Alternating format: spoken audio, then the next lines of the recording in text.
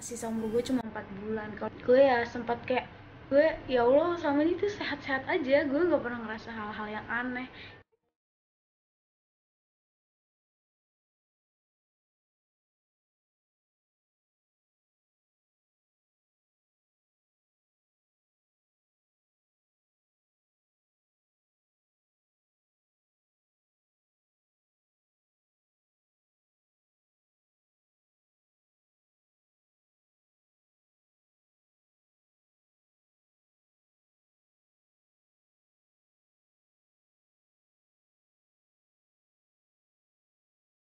Ternyata yang gue pengen selama ini tuh semua dapat gitu loh. Nggak fair lah kalau gue menyalahkan keadaan ini ketika gue dikasih senangnya gue senang, tapi dikasih sedihnya gue nggak senang gitu, padahal semua itu udah ada aturannya. Hai kawan-kawan, ketemu lagi sama Farah. Hari ini aku mau cerita, walaupun aku sudah di perpus, tapi aku lagi nunggu download pelajaran gitu. Jadi aku sekalian aja buat video. Jadi aku sebelum aku ngomongin segala macam, aku mau ceritain tentang drama sakit aku di 2018. Sebelum semuanya mulai, kita lihat dulu video yang akan aku puterin setelah ini. Halo teman-teman semuanya, Assalamualaikum warahmatullahi wabarakatuh. Hari ini gue mau banyak cerita sama kalian tentang kejadian yang telah gue lewati hampir setengah bulan dari gue pulang dari Malai kemarin. Jadi kemarin gue di Malai terakhir itu gue sempet kejang karena entah mengapa nggak pernah ada tanda-tanda bahwa gue pusing dan lain-lain. Kalau kalian sering mengikuti Instagram gue, sering ngeliat Instastory gue, kelihatannya ya gue sehat-sehat aja, dan gue juga ngerasa kayak gitu, nggak pernah ada hal-hal yang aneh. Tapi pas terakhir gue mau 2 hari sebelum gue balik pulang kampung ke Indo, gue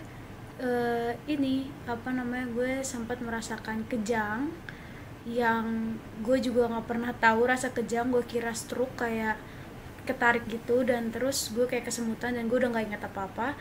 Tapi untungnya di situ gue masih diselamatkan oleh Allah. Jadi pas gue sakit itu kebetulan ada teman gue orang Indo yang lagi mau nitip barang ke gue karena dia mau pulang malam itu juga, tapi dia mau nitip barang ke gue. Jadi gue mau bawain barang dia lah rencananya hari Kamis itu. Nah tapi pas di hari Selasa itu kejadianlah gue akhirnya kejang, sampai pada akhirnya pas gue kejang itu gue harus diobservasi di rumah sakit di Malaysia, dan gue harus ngejalanin opnam 2 hari untuk CT scan dan MRI.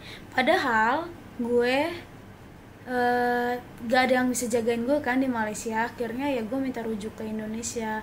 Sampai di Indonesia gue akhirnya langsung penerbangan paling pagi besoknya hari Rabu.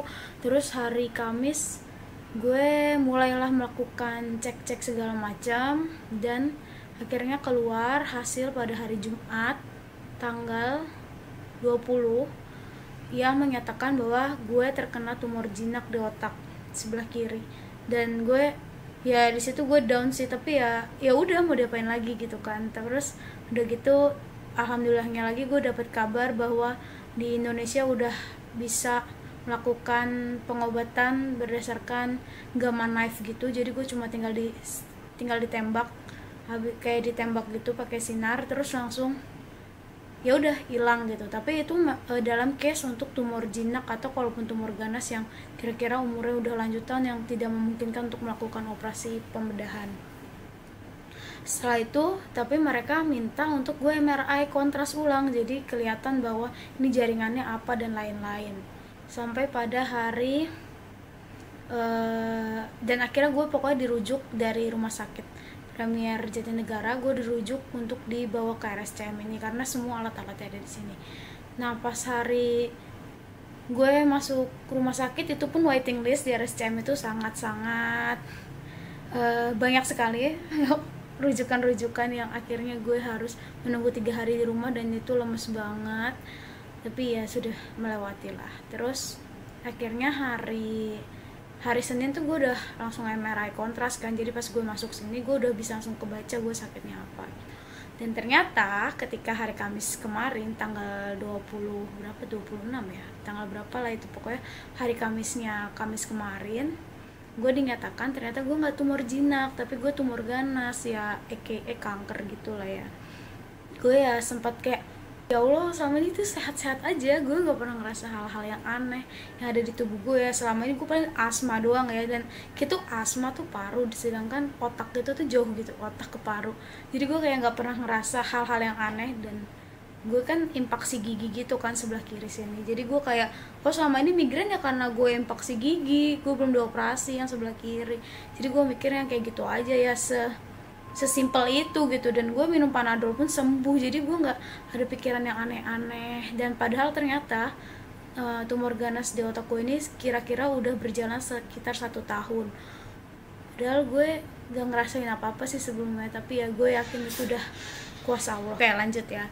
Terus akhirnya gue kayak, ya gue mikir lah kayak, oh gitu ya. Dan gue tuh didiagnosa oleh dokternya dengan ini ya, apa, hitungan medis itu gue cuma, sisa umur gue cuma 4 bulan kalau gue nggak diambil operasi ya. Insya Allah gue besok ngejalanin operasi ya, insya Allah gue lebih kuat lah, karena gue yakin sih apapun yang semua yang terjadi di diri gue itu pasti udah, yang mengatur segala itu udah ada gitu. Kayak gue flashback banyak hal yang gue cari tahu, yang gue inget-inget dari zaman gue masih S1 dan lain-lain. Dari mulai gue kepengen sekolahnya sebenarnya nggak di Malai, kepengen di Belanda, kepengen di Korea dan lain-lain, tapi bokap gue kurang setuju gitu. Dan ternyata gue baru tahu ternyata mungkin kalau gue di sana sejauh itu dan gue ternyata terkena penyakit ini tuh gimana gitu kan. Terus ternyata yang gue pengen selama ini tuh semua dapat gitu loh. Jadi ya makanya gue nggak fair lah kalau gue menyalahkan keadaan ini ketika gue dikasih senangnya gue senang, tapi dikasih sedihnya gue nggak senang gitu. Padahal semua itu udah ada aturannya gitu menurut gue gitu. Jadi gue mau cerita ini nanti gue kumpulin sampai gue terakhir operasi. Semoga gue bisa melanjutkan video ini. Gue akan berusaha untuk terus kuat karena gue kepingin, mungkin ini juga bisa jadi pelajaran hidup yang bisa gue share juga buat kalian yang mungkin menyalahkan keadaan ini, atau kalian yang sedang menjalani yang sama kayak gue rasain. Ya semoga kita bisa sama-sama kuat, karena ini pasti udah aturan yang harus kita lewati selama hidup kita di sini. Ya udah gitu aja. Gue akan operasi besok, insya Allah, doain ya. Oke deh, dadah. Nah, jadi tahun lalu tuh aku didiagnosa sakit glioma high grade, kayak ya, atau kalau orang sebut kanker. Dan akhirnya aku ngejalanin operasi pembedahan kraniektomi untuk diangkat semua jaringannya, karena dikhawatirkan itu kanker. Dan dikhawatirkan juga semakin menekan otak gue cuma bisa bertahan 4 bulan. Jadi gue langsung menyetujui tindakan operasi tersebut. Dan setelah operasi kan gue niatnya mau bikin video, tapi bener-bener gak bisa deh, karena kondisi gue masih lemes banget, gak kuat. Terus udah gitu alhamdulillah banyak banget yang jenguk gue, banyak banget. Jadi gue kayak gak sempat lagi sih buat vlog kayak gitu, bahkan di rumah pun masih banyak yang datang. Jadi gue makasih banget. Tapi mohon maaf kalau misalnya pas jenguk gue lupa nama kalian, atau gue nggak sebut nama kalian, karena emang bahkan temen deket gue sendiri aja gue agak lupa namanya. Kayak emang banyak yang hilang gitu memori tentang nama doang sih, sisanya enggak. Gue juga inget sih kalian waktu masih SMP SMA, gue inget, cuma kayak namanya siapa tuh gue lupa, karena temen gue aja sendiri yang satu kuliah dan pernah tinggal bareng bertahun-tahun gue lupa gitu. Jadi ya gitu deh. Jadi pas habis dibuka operasinya, alhamdulillah hasil PA-nya itu negatif tumor ganas. Jadi itu sebenarnya patologinya adalah hasilnya esofilitis radang otak karena disebabkan oleh bakteri TB. Jadi TB itu mungkin masuk ke paru-paru gue, tapi paru-paru gue kuat. Jadi dia nggak apa nggak jadi penyakit TB kayak orang-orang TB paru gitu. Jadi dia masuk ke pembuluh darah dan dia cari badan gue yang paling lemah lah. Dan mungkin karena 1 tahun kemarin gue sering lihat asma, jadi kayak masuk tuh ke otak gue, jadinya ya udah kena di otak dan jadi menjalani hal itu semua gitu kan.